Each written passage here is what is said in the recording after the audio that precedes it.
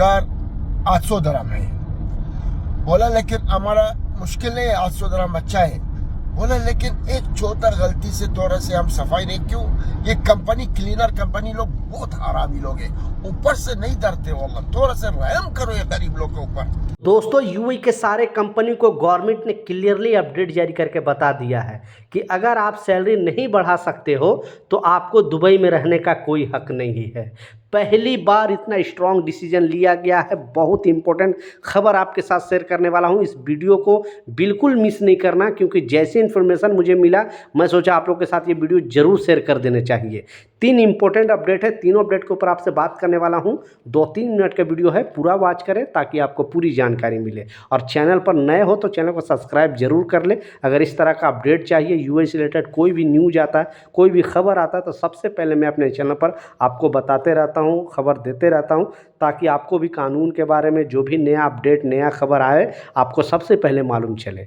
तो चलिए बताता हूं अपडेट के बारे में। तो आपने बिल्कुल टाइटल और थंबनेल में सच पढ़ा है कि यूएई गवर्नमेंट ने क्लियरली, दुबई गवर्नमेंट क्लियरली सारे कंपनी को, छोटी से छोटी कंपनी, बड़ी से बड़ी कंपनी, सारे कंपनी को वार्न कर दी है, अगर सैलरी आप नहीं बढ़ा सकते हो तो आपको दुबई में रहने का कोई हक नहीं है।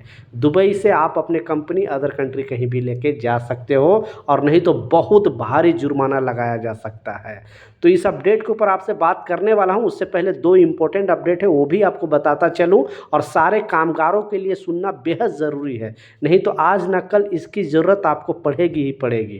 तो इस अपडेट में बताया गया, इस खबर में बताया गया है कि बहुत सारे कंपनियां अब मनमानी क्या कर रही है, क्योंकि जब भी अगर आप किसी कंपनी में जॉब करते हो, काम करते हो, 1 साल 2 साल 3 साल 5 साल 10-10 साल से लोग जॉब करते हैं, और अगर वहां से आप या तो कंपनी चेंज करने की बात कर देते हो या फिर कंपनी से अपने घर जाने की बात कर देते हो, बोलते कि अब हम नहीं काम करेंगे या हमें हमारा वीज़ा कैंसिल कर दो, फिर कंपनी क्या करती है कि आपको परेशान करना शुरू कर देती है और देखती है कि अब इस कामगारों को कैसे हम फंसाएं या फिर इस कामगारों का पैसे कैसे हम कटिंग करें।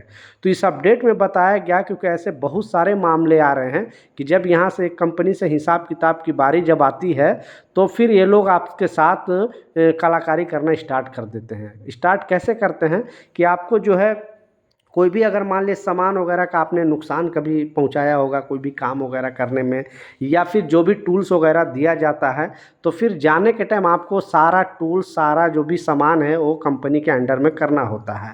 और उसमें कोई सामान वगैरह कोई भी प्रोडक्ट टूट जाता है, फूट जाता है, तो फिर ये लोग क्या करते हैं, पैसे काटने की बात करते हैं। और मार्केट में अगर प्राइस उसका 100 दरहम है तो ये लोग 200-300 दरहम अपने मर्जी से काट देते हैं। तो गवर्नमेंट ने क्लियरली बताया है कि अगर कोई भी कामगार का इस तरह का से पैसे अगर कटिंग करता है कोई भी कंपनी, मान लिया आपने जान से कुछ सामान का नुकसान कर दिया या अनजाने में नुकसान कर दिया, तो अपने मर्जी से कंपनी सैलरी या उसमें से कटिंग नहीं कर सकती है। उसके लिए बजाबते उसके पास प्रूफ होना चाहिए। अगर आपको वो लोग अपने मर्जी से कटिंग कर दिया तो अगर आप चुप रहोगे तो कोई प्रॉब्लम नहीं, क्योंकि गवर्नमेंट तक इस तरह का बात पहुंचेगी नहीं, तो गवर्नमेंट को कैसे पता चलेगा, मोहरे को कैसे पता चलेगा। इसके लिए आपको कंप्लेन करना पड़ेगा, और कंप्लेन करोगे तो गवर्नमेंट क्लियरली बोला है, मोहरे क्लियरली बोला है कि कंपनी को प्रूफ दिखाना पड़ेगा कि इस कामगार से ये सामान नुकसान हो गया, ये जानबूझ के कर दिया है। क्योंकि अगर काम करने में आपके साथ कुछ भी इधर उधर हो जाता तो अलग वे है, लेकिन अगर आप जानबूझ के करते हो तब तो आपकी पैसा कटिंग होगी, लेकिन उसके लिए प्रूफ दिखाना पड़ेगा। तो आपके साथ भी इस तरह का चीज़ अगर कोई कंपनी करती है तो बिल्कुल डरने की ज़रूरत नहीं है। लाजिम कॉल करो, कंप्लेन करो 8008 पे और मोहरे में शिकायत दर्ज करो, क्योंकि इस तरह का बहुत सारे मामले आ रहे थे, मुझसे लाखों लोग जुड़े हैं, इसलिए इस बेस पर मैं आपसे इस अपडेट के ऊपर, इस खबर के ऊपर बात किया हूँ। दूसरा जो सबसे इम्पोर्टेंट अपडेट है, क्योंकि बहुत सारे लोग अभी भी मुझसे सवाल कर रहे हैं, क्योंकि नो डाउट अभी भी 80% लोग दुबई में यहाँ पे आते हैं जॉब सर्च करने के लिए विजिट वीज़ा पे। विजिट वीज़ा पे आने के बाद वो लोग जॉब सर्च करते हैं, देखते हैं, उनको अगर जॉब लग जाता है, मिल जाता है, तो यहाँ से यहाँ उनका वीज़ा जो है वर्क वीज़ा में कन्वर्ट कर दिया जाता है। तो लोग मुझे कमेंट करके पूछ रहे थे कि अभी यूएई की स्थिति क्या है। तो नो डाउट अभी यूएई की स्थिति नॉर्मल चल रही है। जब से युद्ध विराम हुआ है, अभी आज से तो सारे स्कूल भी ओपन हो गए और नॉर्मल जैसे चलता था पहले दुबई वैसे ही चल रहा है, कोई प्रॉब्लम नहीं है। लेकिन इस टाइम मेरा सजेशन है, ये मेरा ओपिनियन है, पर्सनल ओपिनियन है, अभी अभी इस टाइम आप विजिट वीज़ा पे जॉब सर्च करने के लिए नहीं आओगे, आपके लिए बेहतर रहेगा। क्योंकि कल ही लोकसभा में इस डेटा को दिया है विदेश मंत्रालय ने और बताया है कि जब युद्ध के दौरान सिर्फ खाड़ी देश से Oman, Qatar, Saudi, Bahrain, Dubai, सबसे ज़्यादा दुबई में रहते हैं भारतीय, 4.3 मिलियन भारतीय रहते हैं। तो कोई भी नियम बनता है, कोई भी कानून बनता है, तो सबसे ज़्यादा जो इम्पैक्ट पड़ता है वो भारतीयों पर ही पड़ता है। लोकसभा में ये पेश किया गया और बताया है कि युद्ध यानी 40 दिन जो युद्ध चला उसके दौरान 10 लाख इंडियन की घर वापसी हुई है। यानी 10 लाख इंडियन वापस आ गए हैं। कुछ कंपनी इमरजेंसी छुट्टी उनको भेज दिया है, कुछ कंपनी डायरेक्ट फाइनल उनको कैंसिल कर दिया है, कुछ कंपनी क्या किया है कि जब वीज़ा उनको रिन्यूअल का टाइम हुआ वीज़ा ही रिन्यूअल नहीं किया। तो अभी माहौल सही नहीं है, कम से कम 1 आध महीना आप रुक जाओ। अगर जॉब सर्च करने के लिए जाना चाहते हो तभी आप जाओ, मेरा सजेशन है, बाकी आपकी मर्जी। क्योंकि और ये जो डेटा दिया है सिर्फ यूएई में 10 लाख नहीं है, जो 6 कंट्री है जैसे Oman, Qatar, Saudi, Bahrain, Dubai, ये सारे गल्फ़ कंट्री मिला के 10 लाख भारतीय की घर वापसी हुई है और 10 लाख लोग वापस आए हैं। लास्ट जो सबसे इम्पोर्टेंट अपडेट है, आपने टाइटल और थंबनेल में बिल्कुल सच पढ़ा है, क्योंकि इतनी बड़ी खबर है, इतनी इम्पोर्टेंट अपडेट है। इसमें बताया गया सारे कंपनी को, जितने भी यूएई के अंदर कंपनी, छोटी से छोटी कंपनी, बड़ी से बड़ी कंपनी, सारे कंपनी को यूएई गवर्नमेंट ने डायरेक्ट वार्निंग दिया है और बताया कि अगर आप कंपनी में जो है सैलरी अगर नहीं बढ़ा सकते हो तो आपको यहाँ पे रहने का हक नहीं है।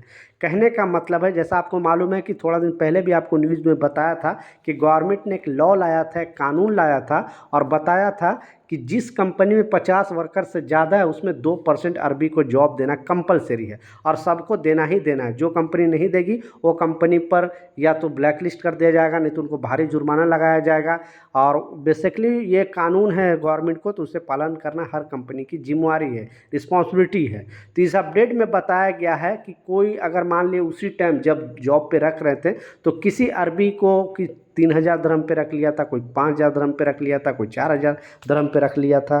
गवर्नमेंट ने एक लॉ लाया था, एक कानून लाया था और बताया था कि मिनिमम सैलरी, क्योंकि कामगारों के लिए अभी तक मिनिमम सैलरी रूल पास नहीं हुआ, हम लोग उम्मीद ही कर सकते हैं और गवर्नमेंट से आग्रह कर सकते हैं कि कम से कम कामगारों को भी मिनिमम सैलरी का रूल पास होना चाहिए जो बाहरी कामगार है। लेकिन अपने यहाँ का कामगारों को, जो लोग इमराती कामगार हैं, उनको मिनिमम सैलरी 6000 दिरहम देना पड़ेगा। और जो कंपनी अगर ये सैलरी बढ़ाएगी नहीं, बेसिकली जो पहले से हायर हुई और नए हायर अगर करेगी तो 6000 दिरहम अगर नहीं देगी तो उस पर भारी जुर्माना लगाया जाएगा। यूएई गवर्नमेंट ने क्लियरली बता दिया इस रूल का अगर कोई उल्लंघन करता है कोई भी कंपनी तो उस पर यहाँ पे दुबई में उसके लिए कोई रहने का जगह नहीं है और उनको ब्लैक लिस्ट भी किया जा सकता है। लेकिन आई होप, उम्मीद करता हूँ कि शायद हमारी बात भी गवर्नमेंट सुने और हमारी बात भी, हम लोगों का बात भी समझे। आप कमेंट में ज़रूर अपना राय लिखें कि कम से कम मिनिमम सैलरी का रूल है जो बाहरी कामगारों को भी पास होनी चाहिए ताकि उनकी भी सैलरी बढ़ाई जाए। अब आप क्या सोचते हो नीचे कमेंट सेक्शन में ज़रूर बताना। ये कुछ अपडेट था, कुछ जानकारी था, मैं सोचा आप लोगों के साथ शेयर करूं। मिलता हूं नए अपडेट के साथ, नई जानकारी के साथ। जब तक जय हिंद।